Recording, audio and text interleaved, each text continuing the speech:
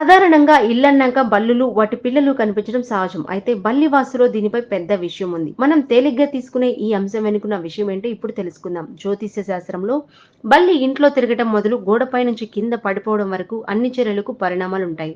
కొన్నిసార్లు పిల్ల బల్లులు ఇంట్లో తిరుగుతూ ఉండటాన్ని మనం చూస్తుంటాం. అయితే దానివల్ల ఎలాంటి ప్రయోజనాలు కలుగుతాయో ఇప్పుడు చూద్దాం.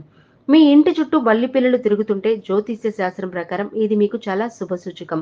ఒకటి కంటే ఎక్కువ బల్లి పిల్లలను కలిసి చూడటం చాలా మంచి సంకేతంగా చెప్పుకోవచ్చు. ఇంట్లో మగ, ఆడబల్లులు చేరటం వల్ల భార్యాభర్తల ఐక్యత బలపడుతుందట. జ్యోతిష్య శాస్త్రం ప్రకారం బల్లి లక్ష్మీదేవిని సూచిస్తుంది కాబట్టి బల్లిని చూసిన ప్రతిసారి మీ ఆర్థిక సమస్యలు, కష్టాలు తీరిపోతాయి అంటారు. అలాగే ఇంట్లో ప్రత్యేక రోజుల్లో బల్లి కనిపిస్తే తరిమి కొడతారు. కానీ అలా చేయకండి. శుభదినాల్లో బల్లి ఇంటికి వస్తే ఇంట్లో సుఖ సంతోషాలు, ఐశ్వర్యం పెరుగుతాయని చెబుతారు. అయితే ఇంట్లో బల్లి ప్రమాదవశాత్తు చనిపోయి ఉంటే దానిని భూమిలో పాతిపెడితే సరిపోతుందట.